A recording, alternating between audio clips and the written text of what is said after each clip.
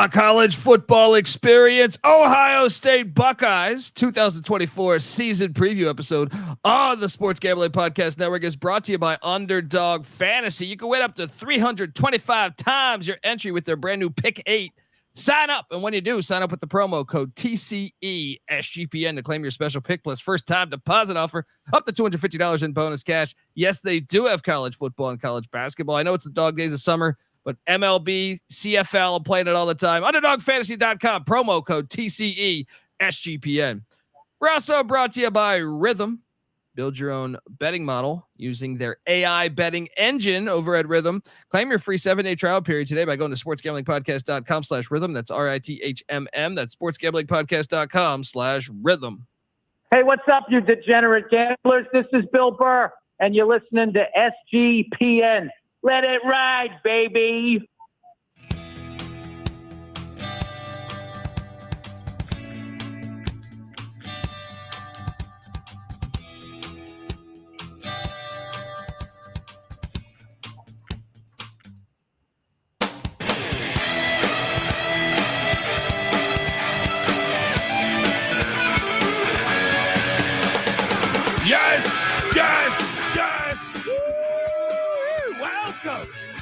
Welcome to the college football experience. The Ohio State Buckeyes 2024 season preview. Excited to be here. YouTube.com/the college experience as we talk Buckeye football, the big season that is right in front of them. That's going to be kicking off in the next 2 months. Excited. Go listen to all of our other previews. You know, we're breaking down all 134 teams. We're giving Kennesaw State the same amount of attention as Alabama and Ohio State. So make sure you hop on over YouTube.com/the college experience. And look, if you're wondering who the hell you're listening to, that is a fair question too. My name is Colby Swinging Database Dan, aka Pick Dundee. That's not a pick. This is a pick. He was raised in the land down under, where a man thinks on his feet, speaks with his fists, and lives by his wits. When Dundee happened, he was a superstar. And you're nothing but a chameleon, lemon-headed, coward, terrorist pussy. And I'm after you, buddy. You're going to pay for it. Good night.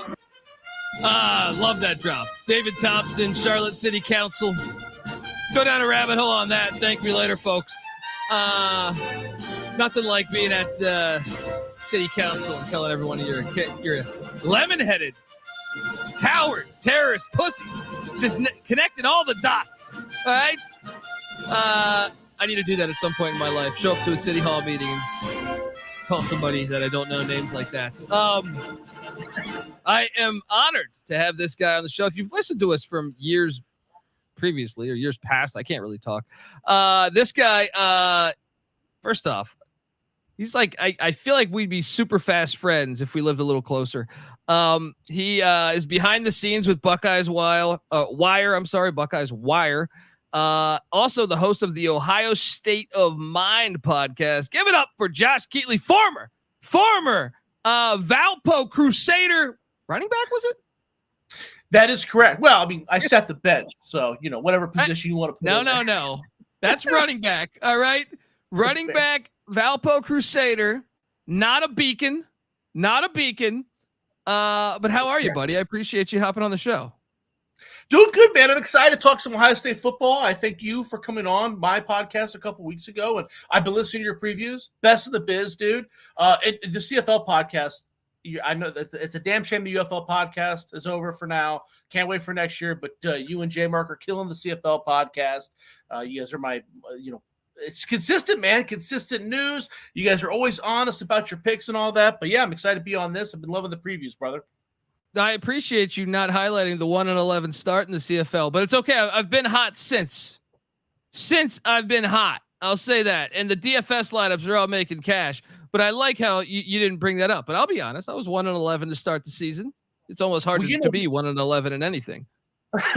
Well, we do betting stuff on our podcast too. So the thing that really grinds my gears is that even if you're 1-11, it's not, I don't know, you shouldn't be copying someone blindly. That's the most annoying thing. It's like, dude, when you listen to my podcast, did you learn something, right? So when I listen to you guys talk, even if you're 1-11, I learned something. So even though you're 1-11, your little tidbits have helped me to have a winning record. There are some weeks where I'll have a winning record because I listen to little tidbits and pick and choose what I want to hear. And I don't know why people don't do it. I'll get messages all the time like, oh, you lost this bet, you lost that bet. And it's like, dude, I did well the week before. I did well the week after. Come on, brother. You know what I mean? Like, don't just copy me blindly, dude.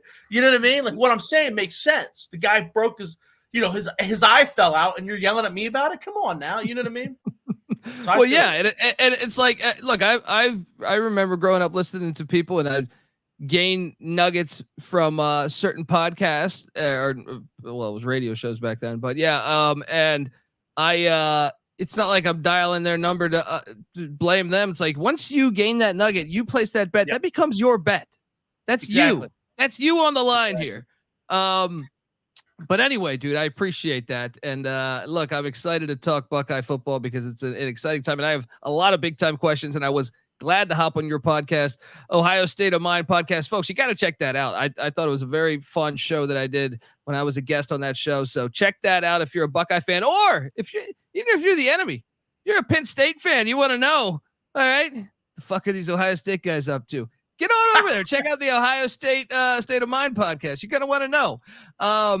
Before we dive into it, though, I do want to tell people that you are listening to the College Football Experience, Ohio State season preview, part of the Sports Gambling Podcast Network. And check out Moon Off the Machine, Manji and Chris. They're getting you ready for the NFL season on the Propcast. Yes, they got episodes dedicated to season-long props and the awards market. Plus, check out my pal, CJ Sullivan, and his road to $10 million on the Bottom Line Bombs. It's always fun to follow the bet detective, aka Scumbagger Vance, and check his comedy out too. He's fucking hilarious. Tune in wherever you get your podcasts on the SGPN or the SGPN app, or wherever. SGPN app, free to download in the App Store, Google Play Store. And remember, as always, folks, to let it ride. All right, back talking Buckeye football. It's a big year, right? I mean, it has pressure. When's the last time there was this much pressure on the Buckeyes? I know there's always pressure on the Buckeyes it's unbelievable. We'll get into the record that Ryan Day has, but is this when's the last time you recall this much pressure on a season? The last time there was this much, a total upheaval kind of pressure, man, it had to be before I was working at Ohio State. I mean, we're talking I had to be probably even before I was even in college, man. I know that Jim Tressel kind of faced some heat from the fan base because his offense was very slow and plotting. When the Maurice Claret stuff kind of hit, a lot of fans took offense to it, and he could never really get recruiting going. If you go look at those recruiting classes under Jim Tressel, they weren't very high.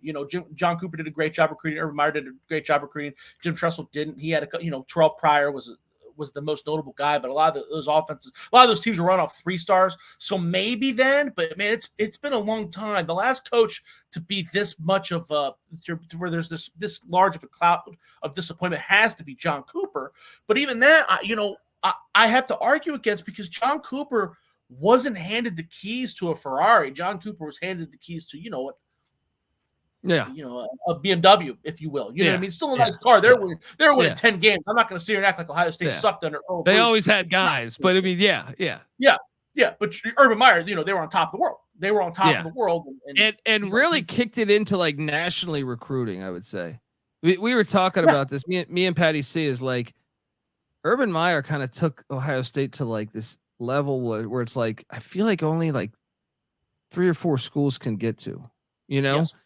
And, I don't know that it's ever going to come back down because of that. Now, maybe you're making the case that over the past couple of years with wins, but you're still when I look at the recruiting rankings and stuff and what you guys did in the portal, I'm yeah, okay. Everyone's awesome on this team. Do I need to talk any more about this preview?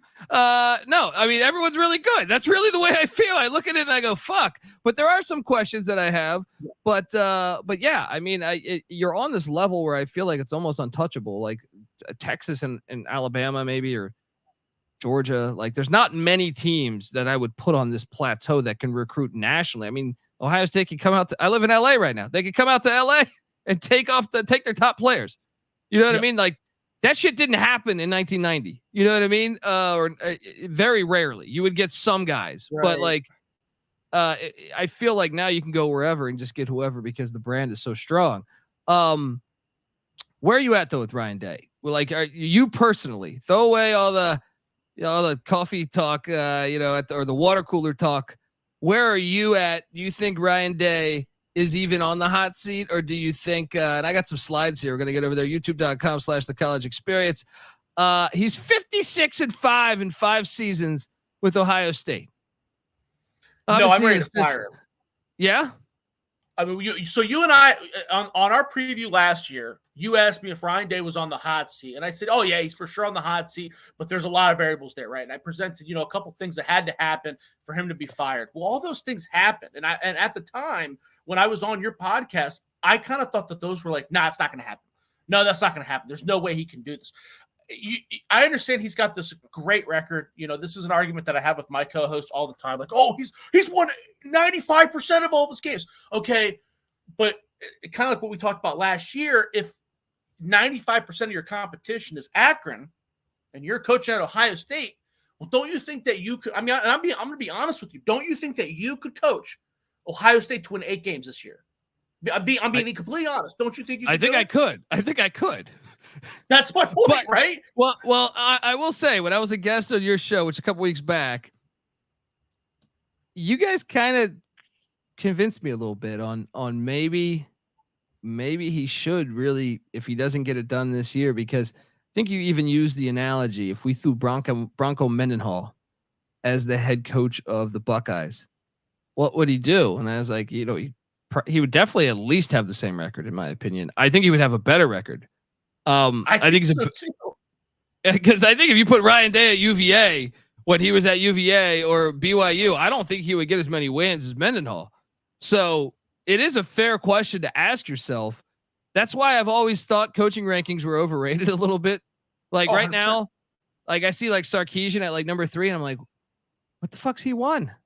They never even had the lead in the playoffs. You know what I mean? Like I'm not ready to say he's a horrible coach, but I'm saying, like, how do you justify him being number 3? You know what I mean? I'm like, Kirk Ferentz been winning 10 games for like 30 years, and you got him in the 20s or the 30s. You got Sark at number 3. I don't understand it.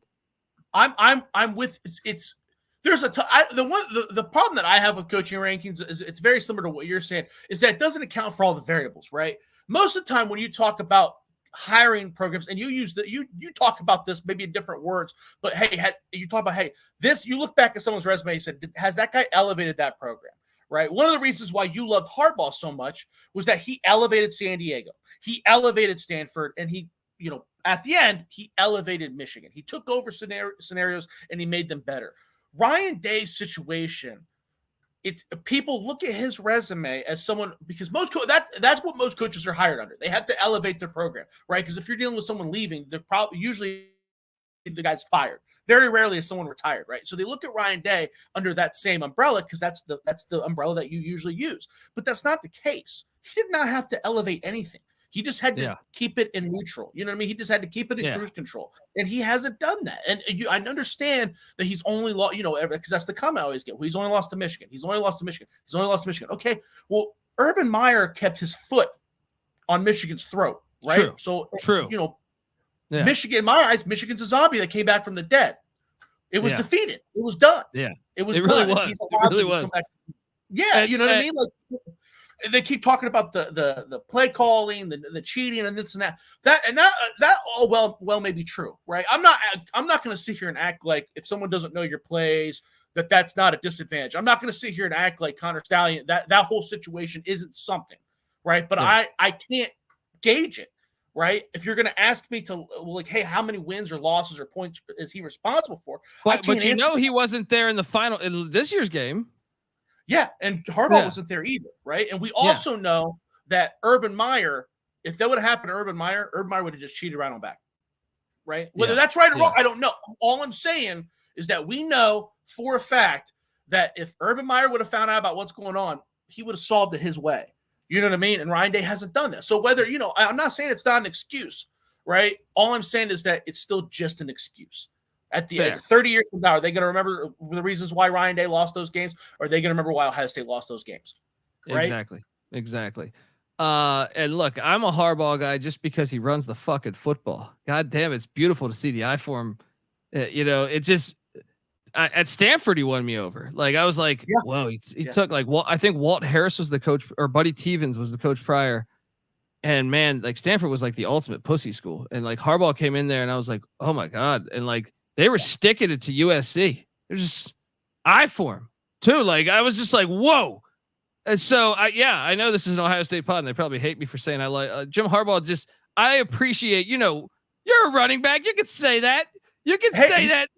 He's a great coach. Anybody with eyes knows that he's always been a great coach. He's a great X's and O's guy. The thing that he struggled with in the Big Ten, the reason why he struggled early on is because he's a weird guy, right? He was sleeping over in high school. You know what I mean? Like he was just a weird guy. So, and it helped that he had the Michigan, the COVID year really helped them. There's a lot of variables there he was able to take advantage of. Would he have been able to win a national? I think he was bound to win a national championship regardless, because that's just the kind of maybe not national.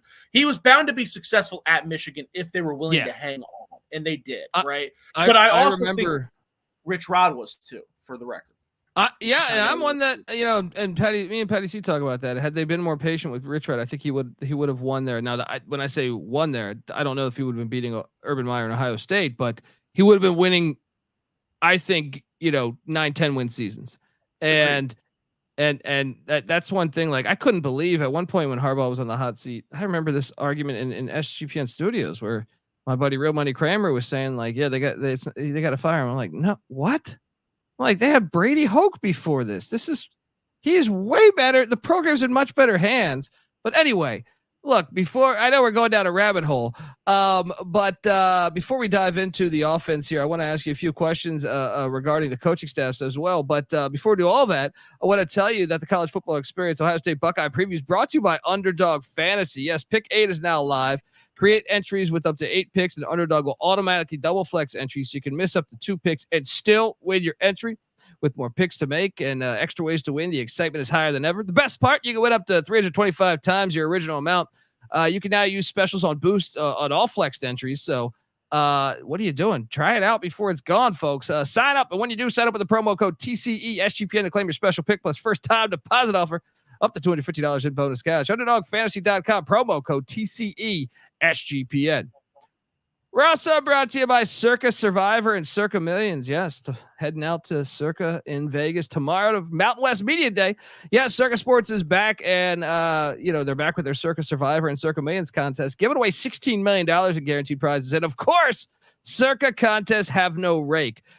Circa Millions, pick 5 NFL teams ATS each week and compete for a $6 million prize, or survive the NFL gauntlet to claim the $10 million prize. Sign up in person at Circa Sports between now and September 7th and use a proxy to play from anywhere. We even have a deal right now with footballcontestproxy.com to save you $50 with the promo code SGP. If you don't have a trip booked for Las Vegas yet before football, may I recommend the Ultimate Contest Weekend. It's a great time to go out. If so, you can hang out with my pals, Stacking the Money Green and Ryan Real Money Kramer from the Sports Gambling Podcast. Enjoy some of the open bar events there at the greatest sports book in the world, August 22nd through August 24th. All right, back talking Buckeye football. So Ryan Day obviously played quarterback under Chip Kelly. He was an assistant with them in the NFL at 2 stops.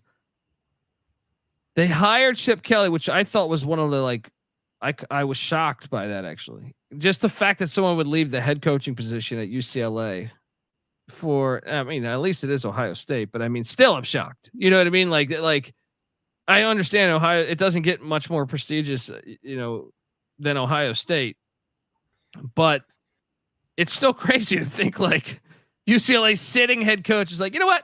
Fuck this. Yeah, I'm going to go be the offense coordinator in Columbus.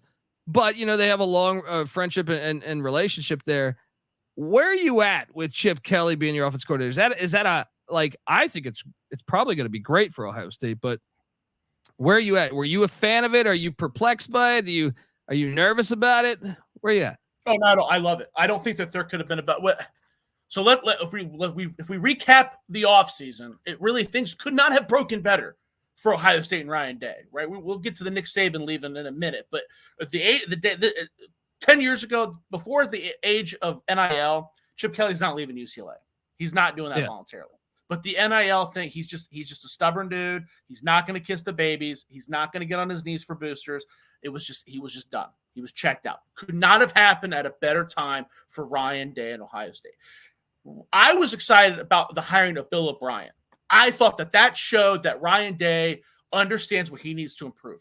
Right now, he's got no offensive. After the departure of Kevin Wilson, you can pretty pinpoint pretty hard, like, okay, there's some issues. There's some game day adjustment issues that are happening because there's nobody experienced on the staff. Kevin Wilson was the experience that was Ryan Day's right-handed man. So he went out, he got Bill O'Brien, okay, who has head coaching experience. I think he's inappropriately hated on by Penn State faithful. Thought he did a great job there, yada, yada, yada. He leaves. That's when I started to panic.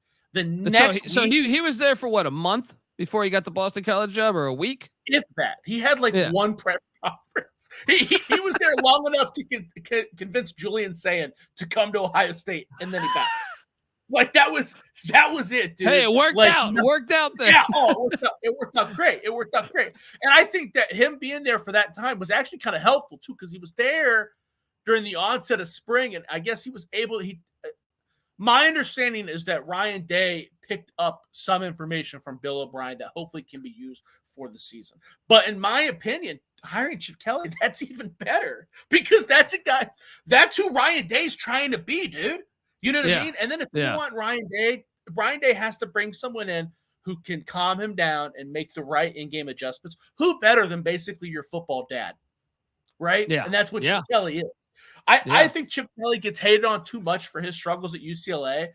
I thought he did good at UCLA. Am I crazy? No, I don't know. I don't know if good is the operative word. I think that he elevated them physically. I think that the defenses got better. I think that the offenses were more, tougher, which is what Ohio State needs, right? They went out, got Zach Charbonnet, a big offensive line. Like, he did things that UCLA wasn't good at before. So I think he needs more credit. I think that he got screwed because of the NIL thing. I think that he was tapped out because he just couldn't do the NIL deal. And there was never going to be enough support without the getting on the knees for UCLA football. Just was never going to happen. Well, I think issue. Yeah. Go on. I'm sorry. No. I was going to say, I think UCLA was not committed to football as much as he would like. And then I couldn't believe last year when it was like, when he won 8 games, they're like, you think they'll fire him or not? Like, local news here was like, he's on the hot seat. I'm like, what?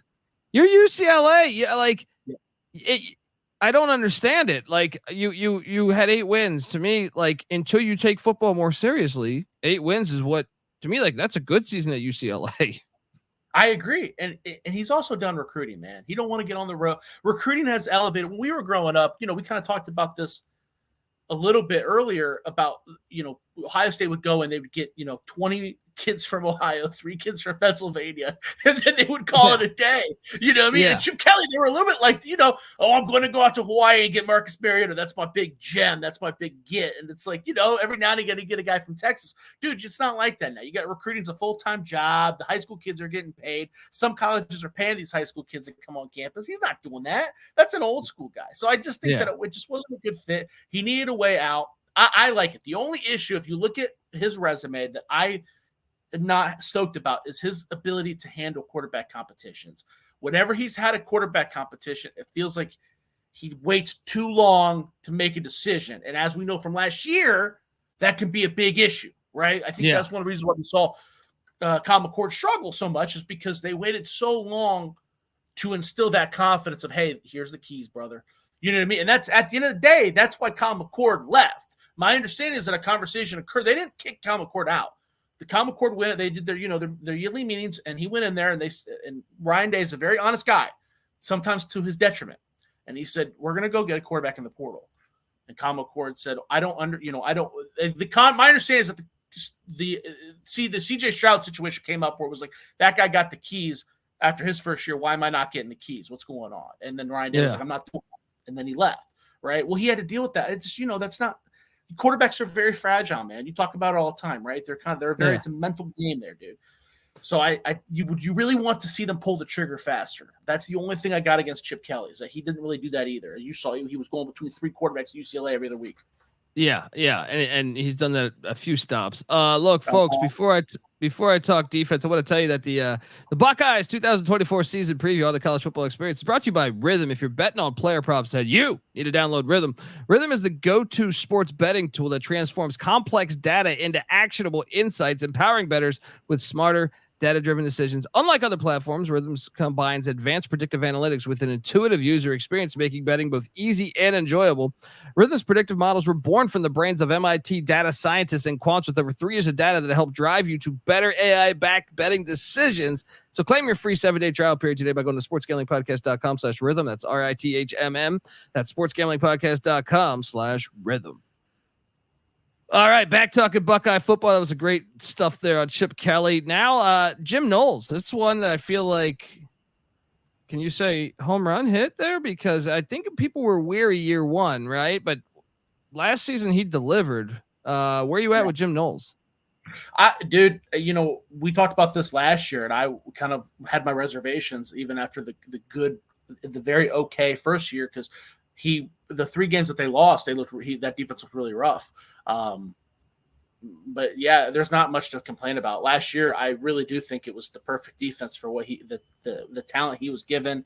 I don't know if Larry Johnson, who's the defensive line, my understanding is that Jim Knowles really likes to use that jack position and that kind of hell Jack Sawyer back. That's a guy that just likes to pin his ears back and rush the passer. And he had him working out in space and doing a bunch of weird stuff. And Larry Johnson was like, "No, dude, we're done using that position." And that seems to have benefited the defense wildly. You just don't have – we talked about it last year where the defense is a little – I don't want to say gimmicky. It's just different strokes for different folks.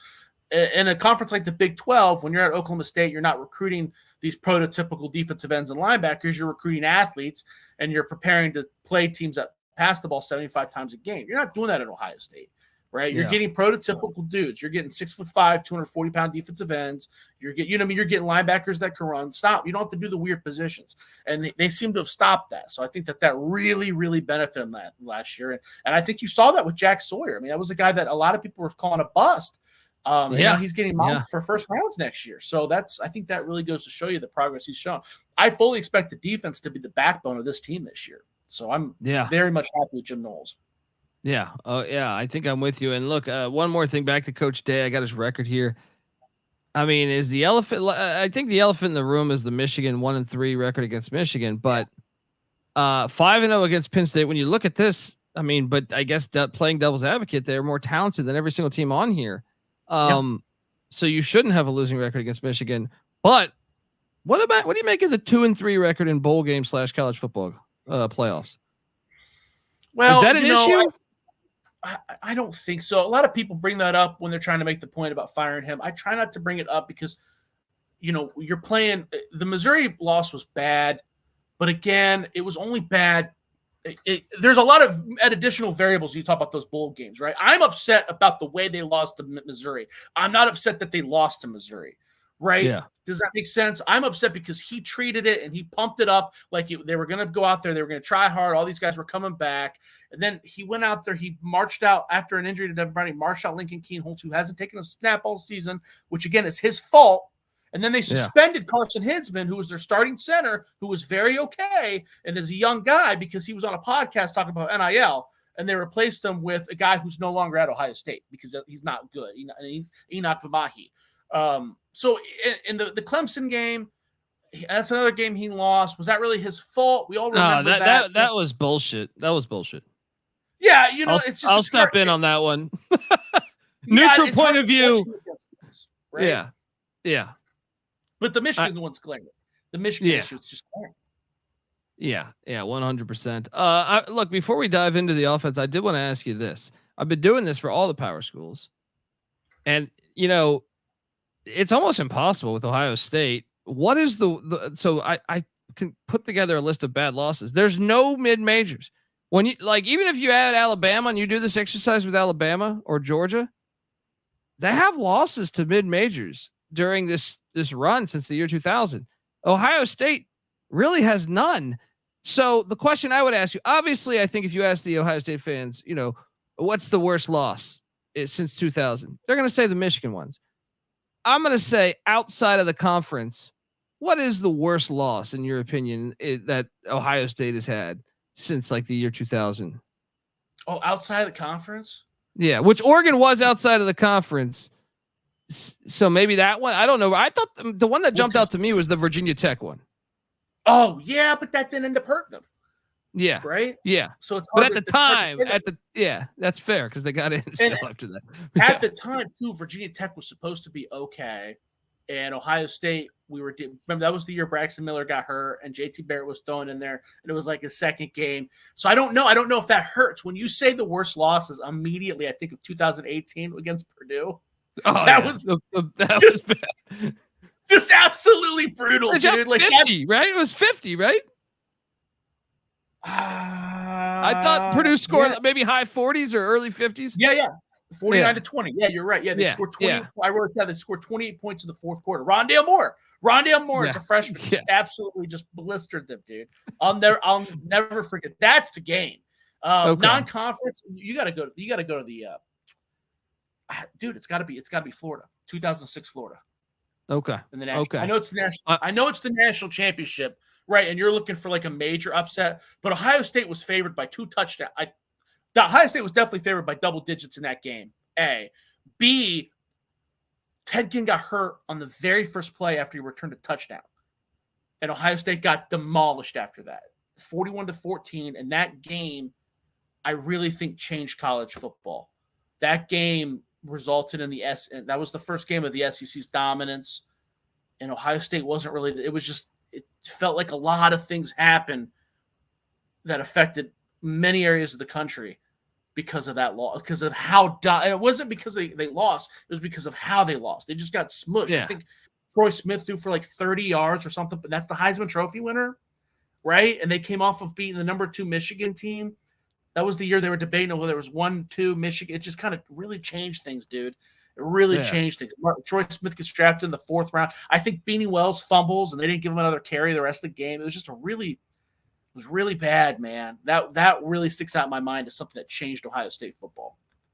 Yeah, no, I tell people all the time that like the SEC has been the more dominant conference of late. But I was like, when I was growing up, I think each depending on the year, there were some years Big 10 was the best. Some years the Big 12 was the best. Some years the SEC was the best.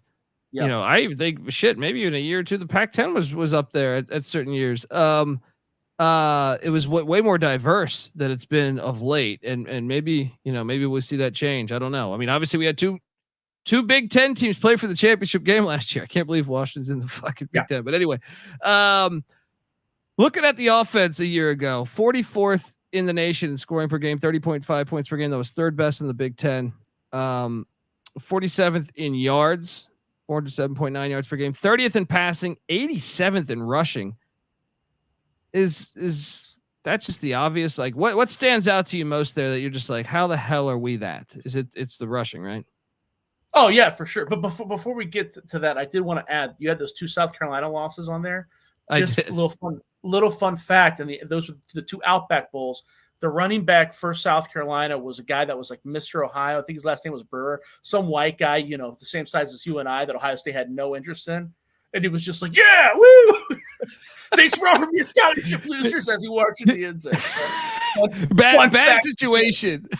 Yes, yeah, dude. It's definitely the rushing. I was on your podcast last year, and we talked about how I will not make that mistake again this year. I said that the running backs are really underrated. This is a really underrated running back group. It's one of the best in the country. I was wrong. A lot of that was due to injury. Mayan Williams never got hurt, never got or healthy. He just never got healthy. They refused to play Dallin Hayden. I don't know. I would really, one day, 50 years in the future, I hope someone writes a book about Dallin Hayden's Ohio State career and the confusion surrounding it. I mean, dude, they went so far out of their way to not play that kid that they put Xavier Johnson, who's a walk-on wide receiver at running back.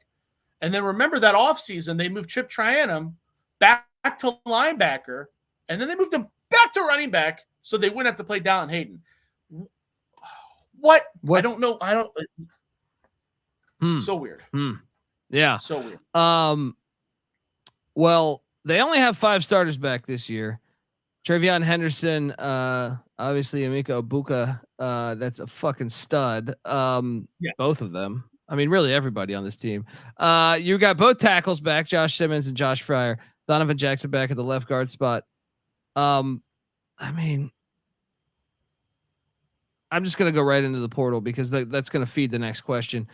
What you lost? This is what you lost. Kyle McCord, obviously you touched on a second ago. He goes to Syracuse. Chip Trainum goes to Kentucky. Evan Pryor to Cincinnati. Dallin Hayden to Colorado. Noah Rogers to NC State. Julian Fleming to Penn State. So he's on the schedule. What is there? Which ones do you stand out to you as like, no, it really hurts that they're gone? I think that Kyle McCord hurts more than Ohio State fans realize. It was really I mean, you know how it is. People blame the coach and the quarterback, but I mean, you watch football all the time, and Kyle McCord is out of 134 teams, he's in the upper third. I mean, he just is. He throws a pretty ball. A lot of the play calls were odd. If Will Howard doesn't come out, guns ablazing, and Kyle McCord goes down there and throws 85 touchdown passes to Oronde Gadsden, it's gonna be very painful for the fan base.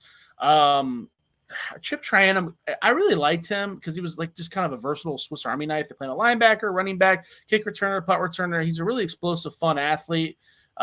He's like a really shitty version of Percy Harvin. I'm trying to think of like, maybe like a shitty version of Miles Jack when he was at UCLA. I don't know, but he's been in college for like 6 years, so I'm gonna sleep at night just fine. Dallin Hayden's a bummer, but that's my own bias. They hated him. It's very clear that they hate him. Very clear he was never going to get the carries. I have no idea why. I'm up Keon Graves and Noah Rogers. Those guys are still very young. Those are guys that I was very high on coming out of high school. I know you're a big ACC North Carolina guy. Noah Rogers is a dude that I think is going to make an impact this year. Is going to be a fan that he's going to be a guy that Ohio State fans go, damn, why didn't they keep him? Like I think he's going to be very Jamison Williams-esque or Sam Wiggles, where he's on ESPN and doing things. Keon Graves is still very young. It's kind of a bummer. I like Julian Fleming a lot. We talked about him last year, former 5-star recruit. Everybody comparing to OBJ. He started last year. He was a contributor last year. He gets a lot of hate from the fans because he didn't live up to that billing, and he dropped a lot of balls. But he was very good. In this wide receiver room, it's not like wide receiver rooms in the past. No one's ranking this wide receiver room in the top 3. They're just not doing it. And he was going to bring some experience. We're going to be relying on Jeremiah Smith and Cornell Tate, 2 guys that have never played before. That was going to be your, steady Eddie, and he's not here. So I think that's going to bump people out. I think Joe Royer leaving kind of hurts. They brought in Will Kazmara from Ohio. I like him. He's put on 15 pounds already. Big kid. G. Scott Jr. is the guy that didn't really live up to the hype. But again, he comes back for a 5th year, 4th year. So it's hard to say. I like Joe Royer coming out of high school. I think that there was potential there. But for that list, I mean, a lot of those guys they were either done or the writing was on the wall. Evan Pryor was never going to play. Enoch Kamahi was an absolute atrocity playing out there. God bless him. We went to that second page. Victor Cutler, that was a guy that we both talked about coming from UL Monroe, transferred in last year, didn't even have a chance to snip the field. Parker Lewis they just never seemed. It is what it is, man. I think Julian Fleming they're going to miss. I think Kyle McCord I could see if God forbid this season goes bad, I could see people being like, what happened to McCord? But that's really it. Now they go out in the portal and Will Howard. See, I was a bit dumbfounded on the Will Howard thing. And I like Will Howard. I love Kansas State quarterbacks. They always just to me, they have the it factor where it's like, they might not be the sexiest passer. You know what I mean? But they're going to fucking run you over. They're just going to do what they have to do to win the game, and Will Howard, to me, he's one guy. I'll tell you this, his passing got a lot better from year to year, and it stood out to me. However, with all that being said, I was kind of blown away that Ohio State was the one that wanted him. Will Howard was talking to USC too. I was kind of blown away with that news too. I was like, Will Howard with Lincoln Riley? I'm like, the fuck's going on here? Now, yeah. I will say, once they landed Chip Kelly, my eyes did I was like, oh, I could see Chip Kelly working with Will Howard. I could see him running running Will Howard because he's a better athlete than I think most people realize. Where are you at with Will Howard? Dude, you took the words right out of my mouth, man. I believe, I like Kansas State quarterbacks too, but I'm not picking L. Roberson or Jake Waters over Dwayne Haskins, right? That's not, you know what I mean? It's like there's a difference between liking a college quarterback and the one, but when they're on your team, you go, oh, that's our guy. You know what I mean? So I was just as upset as you. I made a list of like the top 5 quarterbacks I would have gotten in the transfer portal. Didn't even think about putting Will Howard on there. My thought process was, hey, if the team he's leaving is psyched that he's gone, because they are, the Kansas State fans, like Avery Johnson, then he's not on my list. You know, I didn't have it. You know, Washington got Will Rogers. KJ Jefferson went to UCF. Dylan Gabriel, right? Yeah. Yeah, the Gabriel. So that's who Ryan Day wanted. He wanted Dylan Gabriel. And even Dylan Gabriel was a little bit of a turnoff for me. That was a guy, this is my own personal bias. When I watch him, I never felt like he elevated the offense. And that was another guy when he left. When you talk to a lot of people that cover Oklahoma, they're like, good riddance, we got Jackson Arnold. So it's like, oh, well, dude, if that's how you feel, I don't want him here. You know what I mean? Like, I want the guy that everybody wants, you know? I was trying to find guys that were underappreciated. KJ Jefferson 2 years ago put the team on his back at Arkansas. You know, Will Rogers Ward. that was the guy that I wanted. Yeah. Cam Ward's an interesting story. I know people that are very, very, very they were involved in the Cam Ward camp. Ohio State never had interest in Cam Ward. I like Cam Ward. I was constantly reaching out to his people being like, dude, what's going on? When's he coming? When's he coming? When's he coming? When's he coming? Never had an interest. And I think I know why. We kind of briefly talked about this. Cam Ward plays YOLO ball. The issue with Kyle McCord was not anything that he did physically. It was up here. He did not. Ryan Day wants a quarterback that's going to do exactly what he says. Even if you're not very good, if you do exactly what he says, his thought process that we're going to win the game. And I understand that, and I respect that. And that's why he wants Will Howard. Will Howard, you know this. Everybody that has heard the kid speak knows this. He's probably one of the more intelligent quarterbacks in all of college football. Very down to earth, very humble, very much a yes sir kind of guy, right? He's a football player, man. That's what I like about him. Yeah.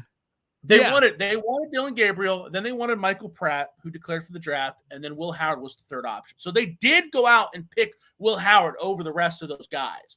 And I think that's why. So hopefully that fits what they're trying to do. But I'm with you. That is a guy that I saw, and I was like, okay. And Ohio State fans, if you don't watch Kansas State, you know, they have this allure that anybody Ohio State brings in is good. And it's like, that's true, kind of.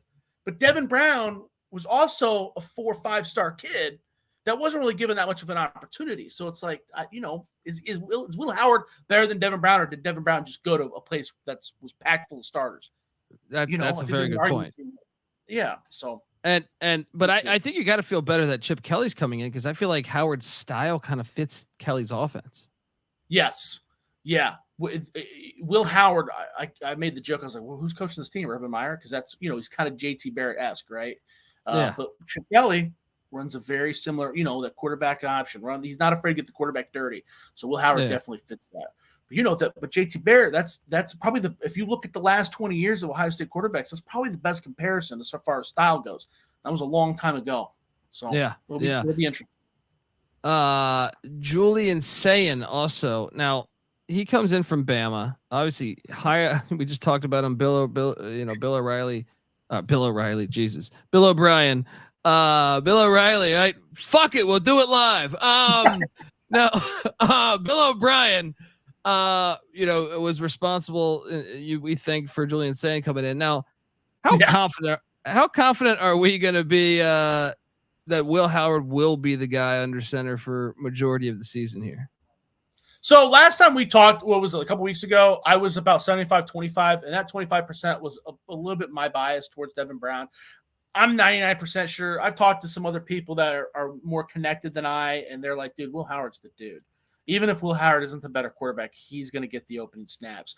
That's kind of just how Ryan Day is. They feel like that's a big reason why Will Howard came to – Ryan Day is he's a very honest dude.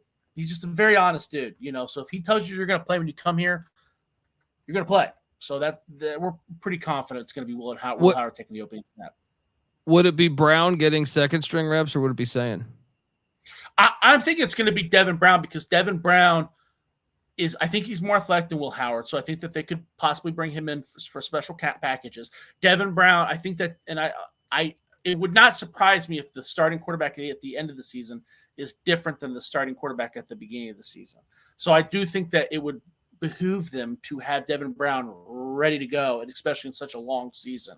Julian Sayin, everybody that I've spoken to, every time we see him throw the ball, I'm still a little hesitant. I think you and I kind of share the same mindset when it comes to recruits and shit. Everybody says he throws the prettiest ball. I'm sure he does. I think he throws a pretty ball too. I'm gonna wait before I start buying into the hype on the Julian Sayin train. Yeah, fair. You go out in the portal and you get Quinshon Judkins. I was a guest of the University of Texas A&M. Shout out to the fun people down there at College Station. They were hosting Ole Miss when Quinshon Judkins was a freshman, and it was crazy because Ole Miss had this guy named Zach Evans, who was a 5-star transfer from TCU, who was a fucking good player too. Like, he was a very good college player too, but cell phone kid. Yeah, exactly. Exactly. Yeah, I remember Zach Evans. But dude, I remember we're watching the game, I had seen this was like a late October, early November game. So we had seen Judkins a little bit on TV before. But man, when you saw him in person, you were just like, two things stood out to me that game: Quinshon Judkins and Evan Stewart, the wide receiver for Texas A&M, because they were playing on another level to me. That, like, man, Judkins' like first step was just like, whoa, who the fuck? And he wasn't a high recruit. He was like a diamond in the rough that they found. And, he outshined Zach Evans. And I think they might have even had like Ulysses Bentley on that team, who was a transfer from SMU. But you didn't need him in a way. But the Buckeyes go out, you still got Treveyon Henderson. So without a doubt, you bring in Judkins, you got Treveyon Henderson. No one's even close to this running back room. How great is this going to be? The best comparison I can think of is Barry Sanders, Thurman Thomas. I know that's ridiculous to compare two Hall of Famers to, but I'm like, in my head, I'm like, when's the last time we saw this many good, like two really good running backs on the same roster? Okay, maybe I'm missing some. Maybe Reggie Bush, Lendell White, but Cornell Williams and Ronnie Brown. Yeah, maybe? Ronnie Brown. Yeah. I was shocked that he went to Ohio State, but man, this backfield is going to be awesome. And tell me about A, your reaction to him coming to Ohio State, and B, what you expect from this season. So I actually wasn't that shocked. I was talking to some people that kind of knew. I guess he's pretty good friends with Davison Igbinosun, who loves Ohio State and preaches up and down that this is the best. The transfer was the best decision they ever made. Treveyon Henderson at the time was thinking about declaring for the draft. So at the time of him coming in, I don't think it was like, I think there was a possibility that he thought he was going to be the lone back, and then he kind of already made a decision. Some NIL stuff played a role, and then Treveyon was like, dude, we're both going to go to the NFL. We can split carries. It was kind of like a mutual thing. So I wasn't super shocked. I definitely started as like, that to me was a bigger addition than Will Howard, because Quinshon Judkins, I see what you see. He changes a game, right? This is a home guy run threat, man. Yeah. Home run. And he's a different style than Treveyon. I think that Treveyon is the number one back. I made this mistake last year on your show. I keep hyping him up. I don't think he's going to be an All-American. I want to be very clear. I think I said he was going to be an All-American last year. I was wrong. But I do think that Treveyon is a very explosive player. He's fast. He's quick. He's smooth. He catches the ball well in the backfield. I think that's still going to be the biggest part of their game plan, right? And Chip Kelly kind of does that too, right? You remember Michael James and guys like that, but he also had LeGarrette Blount, right? That's going to be your Judkins. So it wouldn't surprise me if Judkins had a stat line very much like Blake Corum, where he had more touchdowns, but I still think Treveyon Henderson is going to be the dude. But it's an excellent Thunder and Lightning situation. He like you say, he just changes the game. And even at the spring game, usually when I'm watching spring practices, I ignore the running backs and linebackers. There's just no point.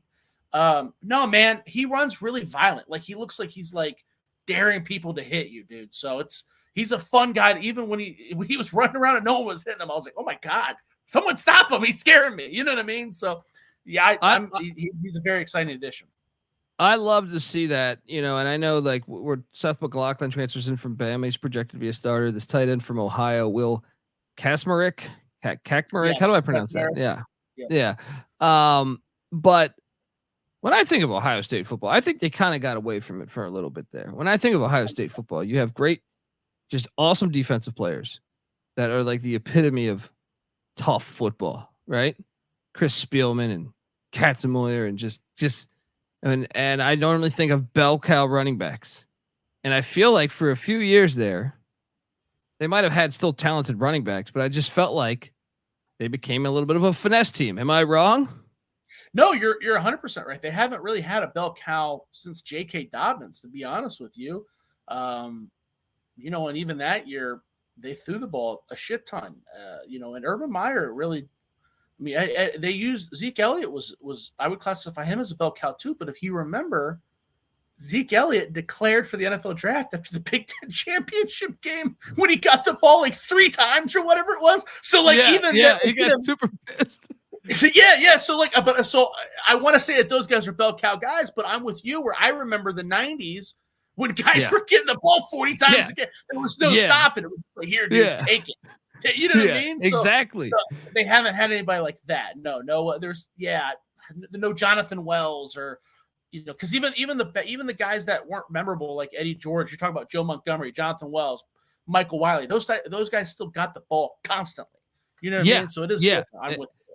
Oh, it was part of the toughness of the team to me and I thought maybe they were lacking that. And I feel like if you watch Michigan, I feel like that's kind of what they had was like they had a tough defense and a tough run game. Where are you at with McLaughlin was a guy that struggled in the playoff, but he was asked to, I know they've moved around a few times. But good get, right? I was excited to get him after it was. So there's been a couple differentiating opinions on McLaughlin and his struggles at Alabama. It's really hard for me to identify on film the people. A lot of people are saying that it was Milroe. A lot of his issues were Milroe's fault. But there's also he had issues before Milroe. They just weren't as abundant. There are a lot of people that are making very, very good excuses for Seth McLaughlin, his struggles, and I am buying into that. As far as a blocker, as far as after the ball gets snapped, there's few better in college football. He just doesn't. His highlights are missed snaps. They're not him getting beat or him getting bowled over, which was an issue Ohio State was facing. So to me, that is probably the biggest addition of the offseason because the offensive line lacks experience and it lacks toughness, and I think he brings both of those. So to me, it's a big get. It's probably the most important get, assuming he's going to be good. Love it. Defensively, you were second in the nation in scoring per game last year, only giving up 11.2 points per game. Unfucking believable. I can't believe that's not number one. Number 2 in the Big Ten, third best in yardage, which is third best in the Big Ten. First best, the top passing defense in the country. 27. This is an unbelievable stat here. 27th against the run. 5th best in the Big Ten. What the hell? How many great defense in the Big Ten? 119.5 yards per game. Jim Knowles, we touched on him, but 7 starters back. And Cody Simon started a few games, so I had a hard time really coming up with this graphic because I was like, wait, is it 8 starters back? Is it 6 starters back? Because Sonny Styles. Then I was like, I don't know. I'm just going to put this number. It's harder to do this shit than 5 years ago when you have the transfer portal and everything. And then this guy started a chunk of the season. Where are you at? YouTube.com/the college experience. We've got this graphic up with returning 3 defensive linemen, on your D line. Linebacking core seems to be the area of maybe a little bit of concern. 100%. And your secondary should be pretty damn good. Because of the portal, but also Denzel Burke is back. I feel like he's been in college. He just started as a freshman. That's why I'm crazy, right? Freshman. I feel like he's been in college forever. I feel like Jordan Hancock back at the nickelback spot. Davison Igbenuson is back. he was a name that if you watched the Buckeyes last year, I feel like was commonly mentioned by play-by-play announcers. Lathan Ransom back at the safety spot. Where are you at with Cody Simon? Does he count as a starter, as a returning starter? I don't think I would count him, unfortunately. But I don't know, because the offense had one of those too in Carson Hensman, who got a couple snaps at center last year. Cody Simon, he did start. The funny thing is, like, 2 years ago he started as well, and he got hurt, and Steel Chambers took his place. So I mean, he's probably does have a full season of starting experience. They're just scattered across 2 years. But he's going to come. He for the purpose of this exercise, since he has enough experience, he is returning. Sure, we'll classify him. He is going to be the linebacker that they don't take off the field, and he's good.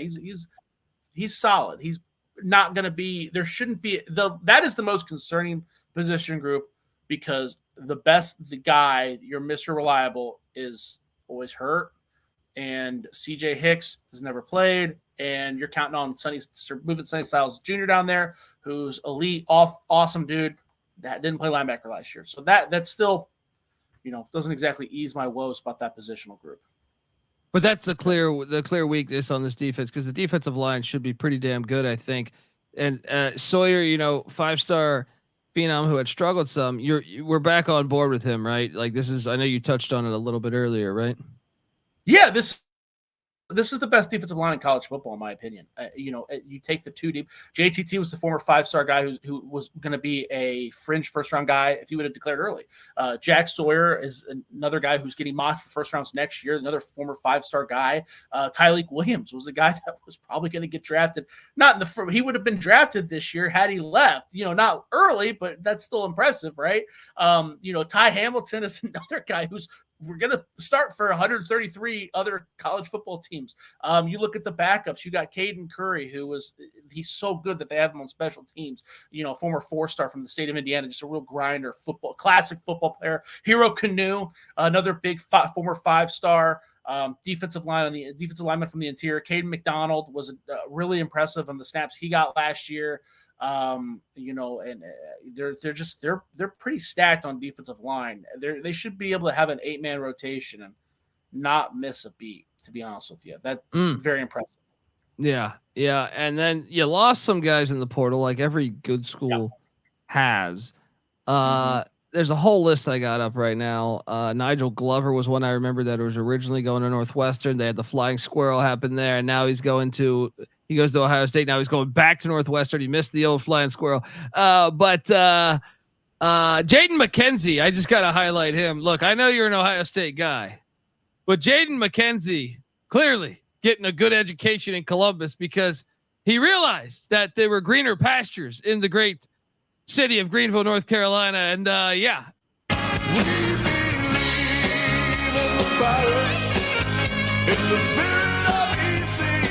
now, other than that being a gigantic loss, we know he will be, after this great season, he'll be the top pick of the draft. We know that loss means a lot. And I understand, look, no one comes in to pluck Ohio State's players, for the most part, unless you're a blue blood like the great University of East Carolina. So tell me about why Jaden McKenzie is going to be a stud for ECU.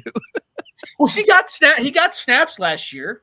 He was going to get snaps this year too. I don't know if he would have been on the 2 deep. Did I say Caden McDonald? Yeah, because you got both. You got the 2 Ty, Caden McDonald, and then Hero Canoe. So he probably wouldn't have been on the 2 deep, but he was going to get snaps, dude. That guy can't play. I just think he got 1 year left, and he was like, I want to go get more snaps. So there we go. That's a good one. Thank you. Keep sending them that way. All right. What do I got to do? Got to hit you in your Venmo. There's a great place. It's Greenville, North Carolina. They call it paradise. But besides that, how many? I know Jihad Carter was a guy that came in that we were excited about. I feel like was that a year ago or 2 years ago? It was last year. That was last year. You and I both talked about him for like 15 minutes on your show, and he did nothing. Yeah. Jair Brown, is that? I mean, what's when you look at this list? What's ones where you say, it kind of sucks to lose him? It's hard for some of these guys. I feel more attachment to because I watched them when they were recruits, and I was like, "Oh, that guy's gonna be good." Oh, I see something there. Amari Abor was one of those guys, very explosive first step. wasn't going to play this year though. Nigel Glover from Northwestern. You and I talked about him. He was that's a guy that bumps me out because he didn't even give it a chance. After the Pat Fitzgerald thing came out, he transferred late. So he was already behind the ball. He was still a true freshman. He didn't even give it a chance. But maybe he sees something that I don't as far as the depth goes. But that guy's a very good guy. I think he can develop. I think he's going to play it at Northwestern. He was the highest rated recruit in Northwestern's class last year before he transferred. Yeah, I remember. Yeah. So it's kind of about Reed Carrico. We're not going to. Ohio State's not going to miss him. Former 4-star guy, never really lived up to the height. Cameron Martinez, that guy played. Cameron Martinez played. That guy played. That's a little bit of a bummer as far as depth goes. Kai Stokes, I think he was going to play. He really, really, really exploded in last year's spring game. Everybody was waiting for him to play. They never played him. Kind of a Jahad Carter situation where no one really knows why. But I think he's going to develop into something special. Cedric Hawkins, he was a true freshman last year, or a redshirt freshman. Another guy where it's like, dude, some of these guys, it's frustrating because it's like you knew you weren't going to play. Like you didn't give it enough time, if that makes sense. Yeah. Jair Brown, he started as a freshman. Then he kind of took he started as a true freshman, and he kind of entered the doghouse. If you remember right, we talked about J.K. Johnson last year because he transferred to Nebraska, and it's kind of the same situation there. Sometimes these guys, you see them play and they play okay, and then for some reason they never return to the field. Then you kind of are left scratching your head like, what's going on? Is it injury? What's going on there? And he was one of those guys. Ryan Turner, he's been in college for like 8 years and never really played. Jesse Murko, it's weird that the punter's leaving. I kind of thought he was going to be starting again. They went out and they got 2 other Australians. So I one of them is like 6'7", 260. I don't get Dave. Well, what I'm hearing here is that Jaden McKenzie's the best out of this whole entire, anyone that left, including McCord. I understand that. I am intrigued by SMU and their fuck you money. They're the most interesting team in college football moving forward. They raised $160 million in 3 months. You have my attention, SMU. All right. I'm eager to see. I think they're must-watch TV every week. Oh, dude, yeah. Well, and then now that they're in the ACC, which is completely winnable, now they're about to collapse. Yeah, so there's a couple schools that were mid majors a few years ago that I'm like, dude, are they going to be like a power? UCF is one of those schools too. I think they could win the Big 12 this year. Yeah, if you see what they're doing NIL wise, it's like, I'm sorry, like when you talk to agents and stuff, and they're like, oh, hey, who are some of the heavy hitters NIL? Like Miami, Ohio State, Oregon, UCF. I'm like, excuse me? Who did you say? UCF, the team that was in the MAC 20 years ago. Yeah, it's strange, man. It's weird, dude. Unbelievable. Now you go out in the portal, you bring in 2 safeties, and one is Keenan Nelson Jr. from South Carolina, and the other was absolutely, I think you could argue, one of the best. Like, I think you could make an argument if you watched Alabama football last year. Caleb Downs was about as impressive as it can get, I think, from a safety. Unbelievable. Like when I saw this, I was like, oh, they're going all in. I mean, Ohio State, I feel like it's always all in. It's not like Ole Miss going all in this year, but Caleb Downs to me is so fucking good. Or at least the film that I was watching of him, at Bama last season, I was convinced that, this might be the most important transfer get out of anybody in all of college football. Everyone's talking about the quarterbacks. Caleb Downs is a fucking stud. A, what's your take on Caleb Downs? B, how does he fit in? Have you got a chance to check him out? And yeah, I just want to know, like, do you agree with me here on this? Oh yeah, no, everybody's very excited. It's funny too because we do our podcast where we try to recap and what some of the needs, and no one ever said safety. Like, no, this is the one. The Quinshon Judkins one was less surprising than Caleb Downs. I know that Caleb Downs was verbal to Ohio State before he went to Alabama, but also Georgia was. We all thought he was going to Georgia because he's from Georgia. Exactly, yeah. Because it's revisionist history where everybody's like, oh, Ohio State, remember they were in second place. We don't really know if Ohio State was in second place. We know that he narrowed it down to 3 schools, and Ohio State was one of the 2 schools that didn't make it. We don't really, you know what I mean? And Georgia, it was shocking, but he's a dude They're very excited about him. The only thing that worries me with him is that it sounds like he's so athletic, he's so strong, he's so ready to rock and roll, and there's so much depth that they don't know what they want to do with him. That is a little scary. We see that a lot. I mean, that we just talked about Sonny Styles for 15 minutes. Sonny Styles should be playing. Sonny Styles should see every goddamn snap, and he's not. So sometimes you see these teams that don't know how to utilize stars like that. It's way more common in the NFL, but in college you see it a little bit too. I hope that Caleb Downs is just – he's so good that he can be overwhelming to a defensive staff that won't know how to use him. So I think that Knowles will know what to do. I think that he's going to put him in a situation to thrive. I just hope it's kind of like a leave it and forget it situation, and less of a we're going to move this guy around. Does that make sense? Because that's what he got in trouble with Jack Sawyer. It reminds me of when LeVar Arrington went to the Washington Redskins and Norv Turner was the coach. And Arrington was kind of a bust. And then Marty Schottenheimer walks in. He was only with the Redskins 1 year because Dan Snyder's a maniac and he fired him. But Marty Schottenheimer's like, what are we doing here? This guy's so much more athletic than everybody on the field. Let's just have him rush the passer. He really knew how to utilize. And unfortunately, when I look back at that, because after Schottenheimer left, I feel like he fell back into the rut. He got a little dinged up, some injuries, but he's one that I really think had he had a proper coach in hindsight, like I kind of think he wasted his talent in the NFL for the most part. But that's what you mean is like, this is a guy that's just a freak athlete that you gotta make sure you have the right coaching for him in a way, Yeah. So, Hassan Reddick would be another example. Shaq Thompson was kind of like that. The kid from Clemson too, when he got drafted by the Cardinals, he did nothing for 4 years. Jabril Peppers was a little like that. The Browns were like, hey, you're going to play safety now. And he was like, what? I played safety for 3 snaps and I get to do it. Because the Michigan defense when Jabril Peppers was there was, hey, go find ball. You know what I mean? Yeah. You just got to kind of, which worked. That worked for Jabril Peppers in college. But you have to, at the end of the day, I don't really care what happens to Caleb Downs after he leaves Ohio State. So whatever. But, you have to. And he's not on Georgia or Alabama, who you might play. Yeah. Yeah. That's right. So, they're very excited about him. They're talking about putting him at kick returner, punt returner. It's all about giving him running back snaps. I saw him. I heard a running back. I was like, "What? You have the best running back room in the nation right now. What?" I don't know, dude. I don't know. That's the kind of shit that makes me nervous. The win total sitting here at 10.5 wins. Big Ten championship odds plus 155 to make the 12-team playoff minus 650. To not make it plus 425, to win the national championship plus 400. Now I know we're about to go game by game on the schedule, but and by the way, wait, is that juice? The over is minus 140, the unders plus 120.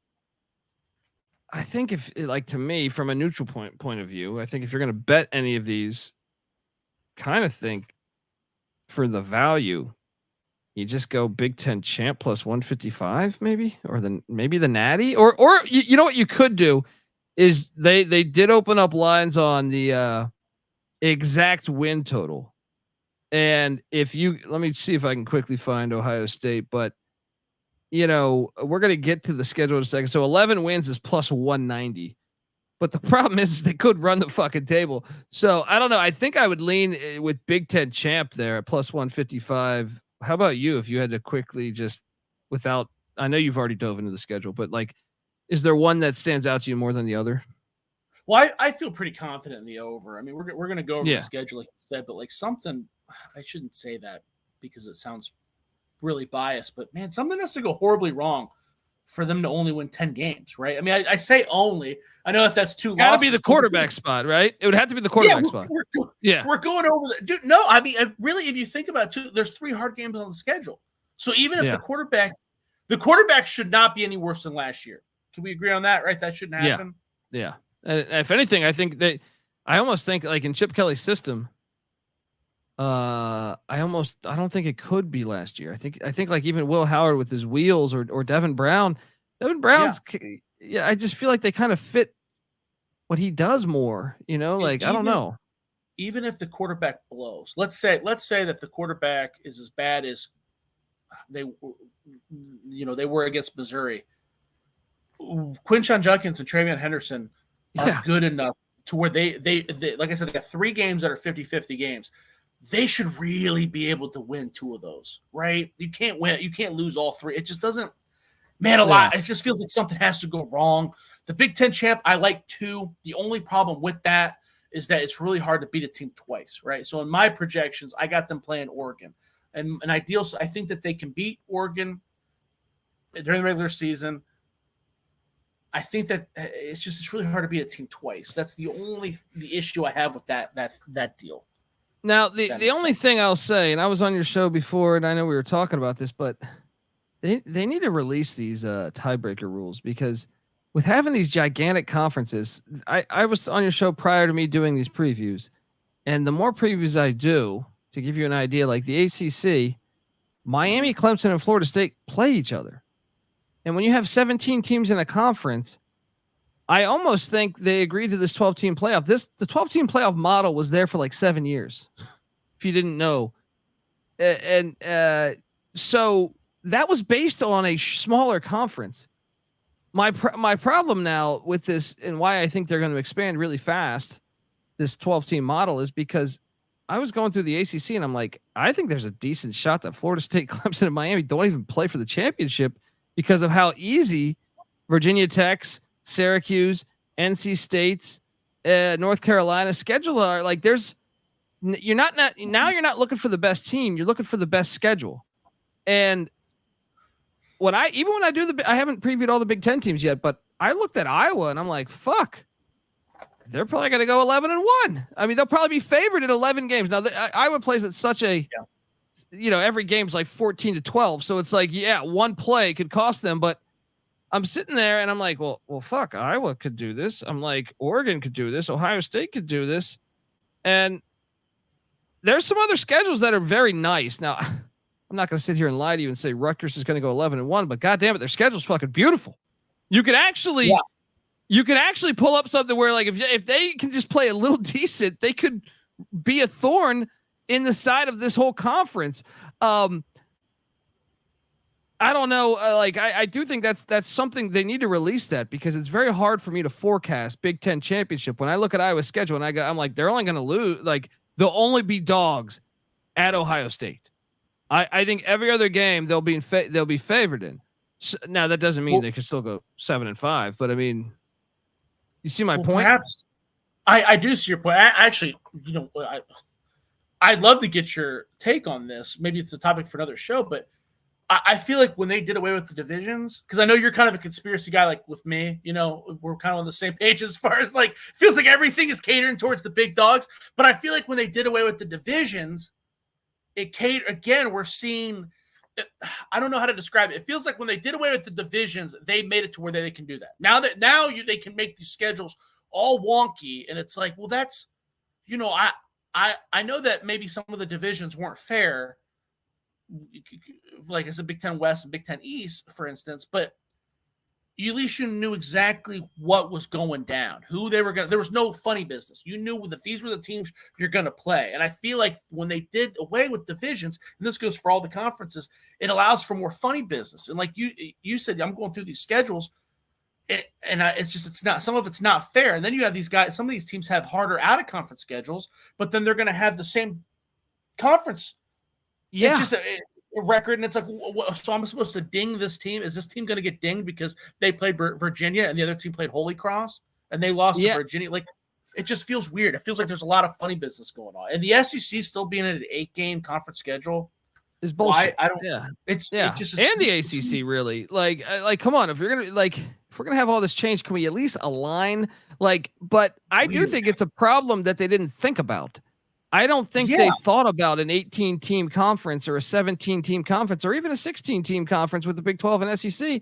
And when I look, like, Texas, I think plays a way harder schedule than Texas A&M or Tennessee or Missouri. And I'm sitting there like, okay, maybe Georgia's good enough because Georgia's schedule is even harder than theirs.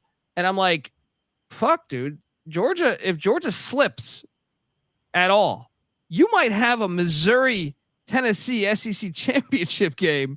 And you're sitting there like, what the fuck? Like, they're the 5th and 6th best teams in the SEC. You know what I mean? And but this is, I'm telling you, it's going to make them expand right away, because before you used to leave out the little fan base, like UCF getting screwed or like Houston getting screwed. Now you're going to screw like the University of Texas or Michigan or something like, where it's a gigantic fan base that's going to go absolutely insane. I'm with you, and it's that you're going to have that, right? That always kind of existed to some degree, but it was like once every 4 years, right? Like once every 4 years, Northwestern would have a kick-ass schedule and be able to, their one tough game was a team where their quarterback was suspended for 10 games and they squeaked into the Big Ten championship. But it feels like with getting rid of the divisions, we're going to see weird stuff like that all the time now, because they're also not telling us the rhyme and reason for how they're scheduling these games out. You know what I mean? Like you still have that, like Texas is going to play Georgia like once every 10 years or whatever. And it's like, dude, they're 16. Like, how are you doing this? It's just, I don't know, man. Yeah. It feels really weird. It feels very sketchy how they're moving forward with this. When they don't tell you that's when I put my tinfoil hat on. It's like, this should be a simple question. If you put me in charge of something, I will say, well, this is what we're going to do. No, they're just like, hey, no, let's not answer this. But anyway, so the schedule, dude, it's hilarious. For years, I used to laugh. I did a show saying, like, when the Big Ten West is gone, Iowa, Nebraska, Wisconsin, they're never going to have a chance. I look at the schedules this year. I'm like, well, fuck, Iowa might end up in the Big Ten.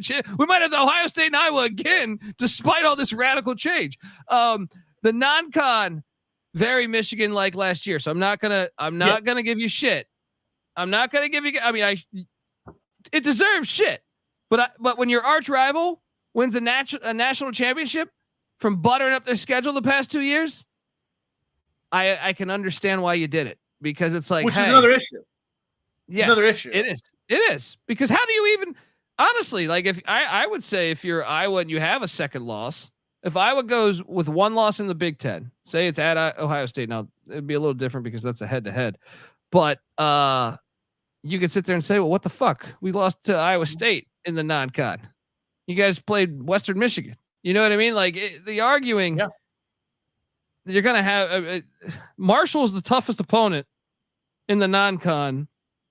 All three are in Columbus. We'll be 3-0 there. You get Jonathan Smith in September, which I think is great, because I think Jonathan Smith's a great coach, but I also think you want to get him in September or October. I think November they're going to probably be turning a little bit of a corner. And it's still, I see what you're saying. I always feel like first year coaches in November, like the players start to figure out what they want. They're still, like, I don't expect Michigan State to be a good team, but I'm just saying, home to Iowa. Could Iowa, dude, I was doing the Iowa preview. I counted 8 super seniors on their team. Oh, dude. I know that, who knows that offense, but I'm just saying, like, are they capable of maybe defensively, like, locking down Ohio State a little bit? Yeah. Oh, for sure. Phil Parker's a goddamn genius. Yeah. It's entirely possible that Ohio State wins that game 14-0, but it feels, when I do my schedule projections, and I try to do, I gamble pretty avidly like you. So I try to do it with every college team. I put down my automatic wins, my automatic losses, and my 50-50s. This is, to me, is an automatic win. Something horrible has to go wrong for Phil Parker to not only stop the offense, but for the Ohio State defense to allow Cade McNamara, whoever's going to be taking snaps. It feels like something bad has to happen, and it's also in the shoe. So it's like, man, that would be pretty wild, especially with flying down the hot seat. I'm just trying to search for, because to me, I just did the Penn State preview this morning. They're 1-9 against Ohio State, and that one win, or in the Franklin era, and that one win was on a blocked field goal. So I'm not buying into that, right? I am buying into the Oregon Ducks. So I do think that is one that everyone knows that that's, to me, it's kind of a toss-up game. I guess you maybe favor Oregon by a point because it's in Autzen, but to me, it's like two heavyweights going at it, two teams that I think realistically could win the national championship. But I also, when you're searching for other games that could be tricky, the Iowa game is leading up to the Oregon game. Maybe you're a little bit of asleep, like. man, but that's the beauty of it being Iowa, though, because I guess I view Iowa as good enough to where you can't just go to sleep. If it was Northwestern, right, a well-coached team with, a few studs that can maybe break something out, because that's, you have to look for, because that's kind of what happened when we talk about that Purdue game, right, is that Purdue caught the Buckeyes when they were sleeping. It was away. It was a nighttime game, and no one really knew Rondale Moore was going to be a goddamn stud. And but Iowa, it doesn't align that. That's not what I envision happening, especially with it being at home. I think it would be far more likely. I mean, I'm trying to look at like Indiana. I feel like that's. I like the hire at Indiana, but still, it's in the shoe. But to me, that is more likely if you. So, well, what's funny too is you actually convinced me because you're on my show. When you were on my show, you said, "Well, Penn State's tough," and I kind of blew it off like, "They suck. They always suck." And then I went back and watched a bunch of Penn State, and I was like, "God damn it, they're good again." I can't believe I'm buying into the Penn State. I'll be honest. I thought a couple times they actually played better than Ohio State, but Ohio State won the game. No. I think it was the year with Saquon Barkley in the horseshoe, where I was like, James, I thought Penn State played better. Yeah, he's got to be. I refuse to. You talk to a Penn State fan, they're just like, they imagine they lose week 1 to West Virginia. I do think he could get fired this year. Anyway, like going through the schedule, I know we're supposed to go game by game here, but I only see Oregon as like the one that Penn State, I guess you have to honor it because they are talented. They're bringing the new OC. True, right? From Kansas. There is talent there. Nick Singleton is an absolute stud. Drew Aller, I'm not giving up on him, dude. I'm going to be pounding the table for Drew Aller just like I was with Tate Martell at UNLV. Like, it's not going to go away. Until he's dead in the ground, I think that Drew Aller has talent. And if he gets the right OC, they're a nasty physical team. Abdul Carter, I know he's like suspended for like what he had, like 8 DUIs in a row or something like that. But if he's allowed to come back, and then they had that other 5-star that chose Penn State over Ohio State, Danny Denise Smith or whatever. Yeah. Those guys there's just a lot of studs there. There's a lot of quality players that could wreak havoc on Ohio State. I really think that's a tougher, and it's in Happy Valley. Man, you kind of had me take a second look after your last comments, and I'm now thinking that's a 50-50 game. It's a 50-50 game, but I give like that extra, like I don't. It like you said it was a 3-game season. I agree. Oregon, Penn State, Michigan.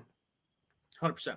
All you have to do is win 1 and you're in the playoff. Even if you lose all 3, there's a chance that you could still make the playoffs because you're in the Big Ten. And I feel like the SEC and Big Ten at 9-3, and Ohio State's such a brand. They're not gonna leave out Ohio State. If it was the only reason I think that they have to win 10 games is because what you said about the scheduling, right? I've gone through, we both have clearly done this exercise. And it is possible because you can't. How many Big Ten schools can you have in there, right? Yeah, because it is possible that you have 4 Big Ten schools with 10 wins. Yes, yeah, and well, it depends what else. That's when you do the exercise when you when you try to write up your 12-team playoff. A lot of it depends on like. I assume the Big 12 is only going to get 1, but what happens if like a team is 11-1 and loses the Big 12 championship? Then you get an auto bid to a 8-4 team. And you're not going to leave out an 11-win Big 12 team, and the same could be said for the ACC. Yeah. Yeah. So I think Ohio State has to win one of these games. I think. I actually think they're going to win 2 of 3. I think they get Michigan this year. I think this is the year they get Michigan. I think Ryan Day then can exhale. And now I will ask you this: what happens if they do beat Michigan and let's say they lose to Oregon and they beat Penn State, but through some wacky tiebreaker, which once again, I just need to know what the fuck the tiebreaker is. What if it's because they have said they want to avoid rematches. If they want to do that, then they might put Iowa, Oregon in the championship game. My point would be that Ohio State would then not get the first round bye, right? And then they'd have to play. They'd probably get a home game against whoever. I don't know. Ole Miss. I don't know. But what happens if they lose that? Would Day then still be on the hot seat? Oh my God. Yeah. You're saying if they lose in the first round of the playoffs? Yeah. Yeah. Like let's say LSU plays at Ohio State, first round of the playoffs, and Brian Kelly somehow pulls off a win at Ohio State. So in your exercise, they beat Michigan, but they lose to Oregon and Penn State, and they miss out on the Big Ten championship. Or they could only lose one game. Well, you're right, though. So they lose to Oregon, they beat Penn State, they beat Michigan, they miss out in the first round, and they're hosting LSU. You gotta fire them. Wow, this season's going to be insane. Well, it's not. I know it sounds unreasonable. I know what I'm saying sounds unreasonable because that is a good season for 130 of the 134 FBS teams. But I don't set the standard, right? Yeah. The school sets the standard. The coach sets the standard. The roster sets the standard. All offseason long, we've been hearing about the NIL money. I mean, Ohio State's one of the big dogs. They've done that, right? That they've done that themselves. I didn't do that. I'm not talking about, we're not talking about Akron. Ohio State is the one that's running the show there, NIL wise. So they should not lose. The roster is built for them to go past that mark. It just is. That's underwhelming. So, and then you take that underwhelming season mixed with the 3 previous underwhelming seasons. How many more do you need? Does that make sense? To me, you have to compare it to the expectation, right? He's not meeting the expectation. How is it different? How is the situation you just provided? How is that any different than anything Mario Cristobal's done at Miami? Right? Fair. That's kind of how I view it. That's a fair question. And shout out to Steve Nichols, says just letting you know they were supposed to play Washington, but Washington joined the conference. There's a lot of that going on, but Akron was added to get another game. I don't think that is accurate though. I believe Akron, they were originally going to play Southern Miss and they switched it with Akron. Akron was going to play at Kentucky. Southern Miss was going to play at Ohio State, and that got swapped essentially, if to my understanding. Regardless, I do know that the Washington thing. Yeah, the Washington thing I think is accurate though. Like they were on the schedule, and you had the same situation with a couple different situations in the Big 12 with Pac-12 teams coming in where they didn't know what the hell to do with their games. Very annoying, by the way. Very annoying when you're doing your when I'm doing my projections, I'm writing it down. I'm like, well, God damn it, they got 9 conference. Dude, this season's going to be super exciting because the unknown. Like I said, if a Big 12 school or ACC school ends up fucking over a SEC or Big 10 school, and then like I said, if you have a Missouri Tennessee SEC championship when we think they're the 4th or 5th best teams in the SEC, but their schedule's so kind, it's going to throw this thing off the rails. I don't understand. We have these super conferences now, and I'm cool with it. I've accepted. I think we kind of disagreed on that too, because you're more of the old school guy as far as the conferences, and I've accepted it. And I'm cool with it. But to me, the benefit of that is that Ohio State shouldn't play Akron, Western Michigan, and Marshall. Right? I don't know the economics and the finance. I don't know how much these teams rely on those big checks. So I'm cool with an Akron, supporting your local other Ohio school if that's necessary. Me too. Ohio State opens up with Akron or Youngstown State or whatever. But Western Michigan and Marshall, and then there's only 9. It just there should be 10 conference games. We should probably now you're making the playoffs. The season's almost as long as the NFL season. It feels like it doesn't. It feels like the benefits that we thought we were going to get with these giant conferences are not happening, if that makes sense. I agree. Well, Josh, I appreciate you hopping on the show, man. We could do 5 hours, I feel like, because we love ball. Please, folks, if you can, check out the Ohio State of Mind podcast. We're both on the over. I feel pretty good about the over because I just feel like, I'd be very surprised if they went 10-2. But I mean, I know it's juiced. So it's not the greatest bet to take the over at -140, but still, I still think you're going to hit. Give him a follow at Josh Keatley 16 on Twitter. Check out the Ohio State of Mind podcast and check out his writings at Buckeyes Wire. Appreciate you hopping on the show, brother. And we got to do this again, maybe even mid-season check-in. See how the quarterback situation is. Let's go. Mid-season. Let's do this thing. I'm on Twitter at TheColby. The College Football Experience is on Twitter at TCE on SGPN. It's going to be a fascinating season. I think the 12-team playoff has a super try to do I would love the fans to do an exercise on that. Go through every game and try to figure it out. It's actually really fucking challenging, I think, to see how you would have this. I think there's like 60 teams that you could actually make an argument for them to go to the playoffs, not to win the conference. I think it's like 62 teams that I think you could actually build the case for, which is fucking insane compared to college football where we grew up. It's going to be fascinating. YouTube.com/The College Experience. I got the Purdue preview coming up soon, folks. Until next time, this is the Ohio State Buckeyes season preview. You better start thinking about yours. And we out of here. Run and shoot.